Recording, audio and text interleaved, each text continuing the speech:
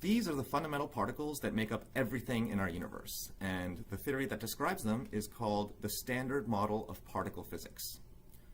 The red boxes represent the quarks, and we know the up and the down quarks because two ups and a down can come together to make a proton, which sits at the center of every atom. The other quarks are just heavier copies of the up and the down. The green boxes represent the leptons, and we know the electron because electrons surround the protons in every atom. The leptons on the right-handed side have a special name and are called neutrinos, and these mysterious particles are a lot like ghosts because they have such a tiny interaction with normal matter that the sun produces millions of them which pass through our bodies every second without us even knowing. The blue boxes represent the particles which communicate the forces of nature. And we know the photon because the photon is the particle that light is made out of. At the center of the Standard Model lies the Higgs boson, which gives the property we call mass to the quarks and leptons, which allow them to form the atoms that make up our reality. The Higgs boson was discovered for the first time in 2012 at a particle collider experiment known as the Large Hadron Collider. The human eye was actually the first particle detector ever used by humans. When we look at a tree, we need a source of light, like the sun, or, in other words, a source of photons. Some of these photons penetrate the Earth's atmosphere, scatter off of a tree, and into our eyes, thus transmitting the information about the tree to our brains. So particles are really the fundamental messengers of information in our universe. Everything that we know about the universe comes from particle interactions. So although if we see an atom, we might be tempted to say, hey, look, there's an atom over there. What we really mean to say is, hey, look, a photon interacted with that atom over there, and then a short time later with an atom in my eyeball. In a sense, particles really only exist through their interactions with other particles. And this is important to remember because it means that it's impossible to observe something without affecting it, as much as we might like to believe that it is. Richard Feynman was the first physicist to use cartoons to describe particle interactions, and so we call these cartoons Feynman diagrams. In the example we just saw, an atom is moving along, minding its own business, when a photon comes in and interacts with it. Here the interaction is represented by the shaded blob. At the end of the interaction, the photon flies out and the atom goes on its way. If you like, maybe the proton just goes along for the ride. But this is really the process that gives rise to the phenomenon of all vision. More interesting things can happen when we collide specific particles. For example, you can take an electron by stripping it off of an atom, and then you can ask a friend that works at a physics lab to make you a positron, which is the antiparticle of the electron. It turns out that if you take a particle and its antiparticle and bring them into contact, they will annihilate with each other. One possibility, for example, is that two particles of light could fly out from the interaction. In the 1980s, particle physicists built a collider called LEP, which stood for the Large Electron Positron Collider. One of the keys to understanding particle interactions comes from Einstein's equation E equals mc squared. And it says that the property of objects we call mass is secretly a form of energy, and that one can be converted into another and vice versa.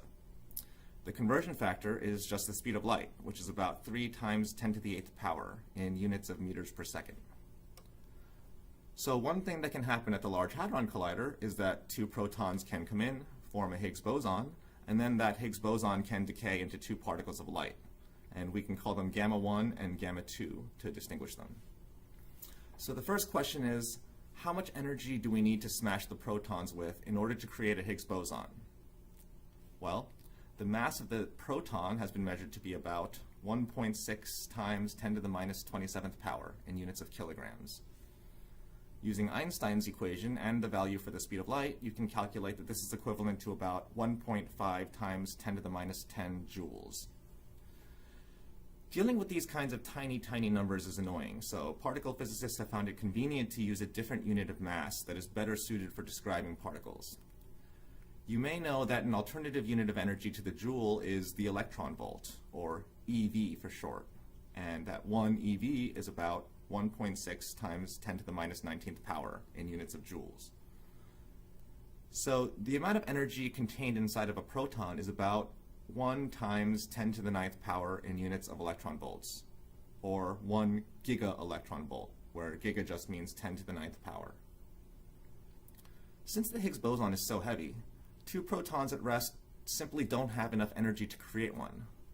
The reason we speed up the protons to nearly the speed of light before we collide them is because this adds the extra energy needed to create a Higgs boson in the form of kinetic energy. It turns out that making a Higgs boson is the easy part. The hard part is finding the Higgs boson. Although it's true that a Higgs boson can be produced at the Large Hadron Collider by this Feynman cartoon, it turns out that there are many alternative ways to produce two photons. For example, another thing that can happen is that a proton can come in and just spit out a light particle while it's traveling.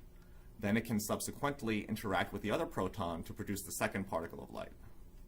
As it turns out, the first process happens almost never, and the second process happens all the time in comparison. However, we can use what we know about the two processes to untangle this mess. The key thing to notice here is that these two photons have a common parent. This means that we can use the conservation of energy to deduce some information about what happened. The conservation of energy tells us that the total energy at the end of the interaction, which is just the energy of the two photons, must be equal to the total energy at some earlier time, like before the decay, when the total energy was just the energy of the Higgs boson. And Einstein's equation tells us that this is just its mass times the speed of light squared. In the bottom diagram, the energies of the two photons have no such correlation. So one way to find a Higgs boson is to just look for all of the collisions that produced two photons, and then examining the total energy of the two photons. The ATLAS collaboration at the Large Hadron Collider did just that in 2012 and came up with this plot. This is a plot of the total energy of the two photons divided by the speed of light squared, which comes from.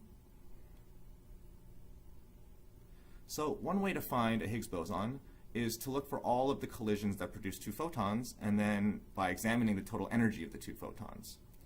The ATLAS collaboration did just that in 2012 at the Large Hadron Collider and came up with this plot. And this is the plot of the total energy of the two photons divided by the speed of light squared. This quantity here is plotted for many, many millions of events. And the bump at 126 GeV is the Higgs boson. And everything else is coming from events like the one in the second diagram.